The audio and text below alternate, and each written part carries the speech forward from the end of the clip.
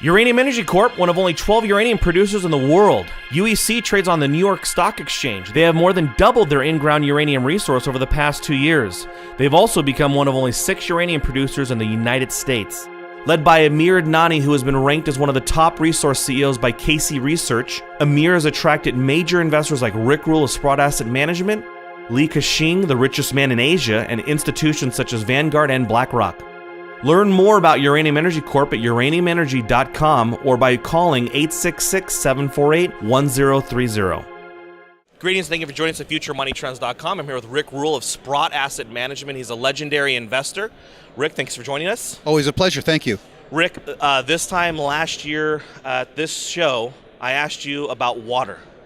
And you said it was the best question of the day, which made me feel pretty good because it was the end of the day.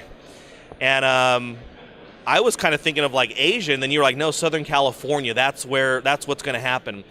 Here we are, we're in the largest or the biggest drought ever on record. What is going on with since the last year as far as the drought? Are you investing in companies that are providing solutions, and what kind of solutions and what kind of money is there to be made from the drought? I've been investing in water for 25 years, which would appear to be what it takes for me to be right. I say that jokingly. Investing in water has paid a lot of rent for me over the last 2 decades. But I think we're to the point now where we call the question. Water hasn't been priced by markets. It's been priced politically, which is a different way of saying it's been mispriced. Yeah. We say in water that free market physics doesn't work. Water flows downhill to votes rather than uphill to money. And we're seeing the effects of that in California now. Probably before you were born, 1977 was the last time we had a drought in California. Wow. And that caused enormous economic dislocation. It caused dislocation with 12 million fewer people living in California. There were 12 million fewer straws in the sponge. And in 1977, we were able to take excess flows out of the Colorado River because nobody lived in competing places like Phoenix or Las Vegas. But that party's over. We're going to have a reckoning in California if we don't have substantially above average rainfall between right now, early February, and April. We have 2 months left to avert what will be a very, very, very interesting set of circumstances.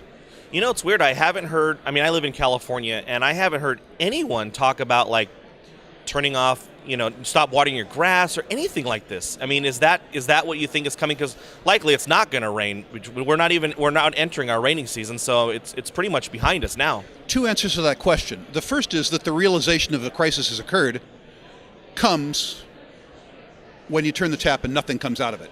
Yeah. The second thing is that water is irrationally cheap, so customers are happy. It takes you perhaps a penny to flush your toilet. Now, you're a young guy, you probably have one of those conservation low flush toilets, so you have to flush it twice. So it's two flushes. What would you pay to make that material go away? Yeah. I don't know what the answer is, but it's more than a penny. Yeah.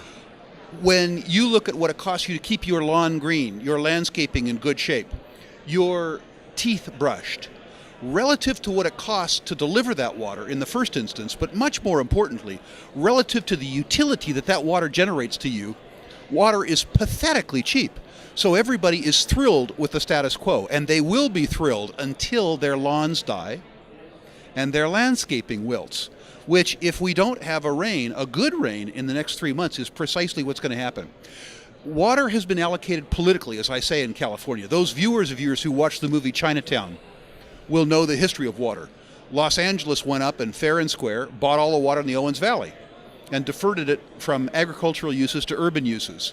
The farmers in California who controlled the legislators 100 years ago said, we don't want to compete with city users. We want to steal the water. Yeah. They've done a great job. California agriculture contributes 3.5% to the state's GDP, and they use 85% of the water. Wow.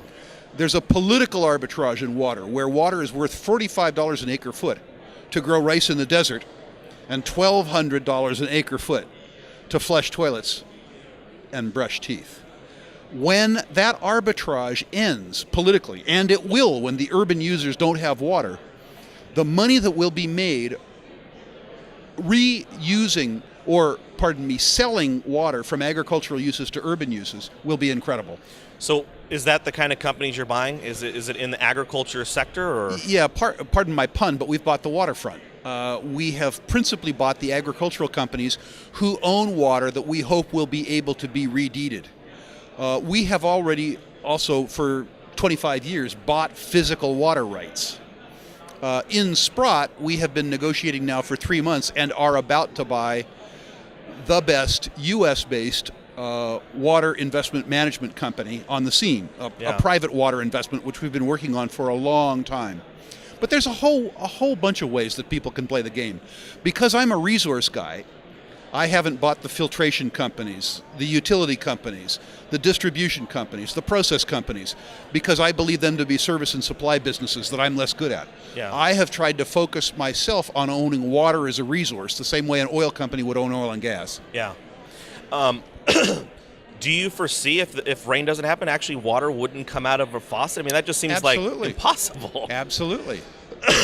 You'll remember, I don't know, 6 or 7 years ago, when we had a power crisis in California. Yeah. The legislatures in their genius decontrolled what utilities. That was 14 years ago, by the way. Was it 14 years ago? Okay. See? That was 2000, Gray Davis. You lose your mind over time. We were able to deal with that shortage because you can transmit electricity easily. We called up the Canadians and said, we're out of electricity. Send us some right now. We'll pay you any price. The Canadians sent us the power. The lights went back on. And then we stiffed them. We decided not to pay because they were price gouging. Yeah. The point is that when water runs out, there is no infrastructure to get water here. When it runs out, it runs out. There is no more. There simply is no more.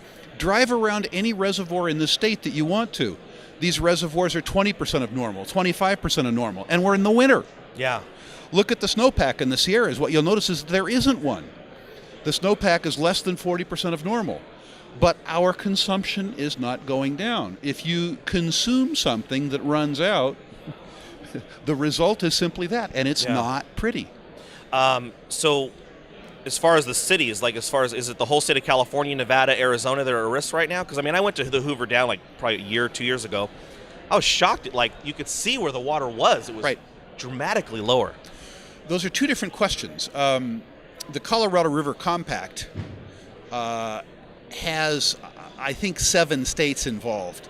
And there's one state that substantially exceeds its maximum draw. That state's California. Nevada, Colorado, Utah, Arizona, those states are living within their water budget. But California isn't. So California will run out of allotment at precisely the wrong time for the state of California. The problem that we have in California with regards to water distribution could be solved. It could be solved by fallowing half the farmland in the state of California. That would work.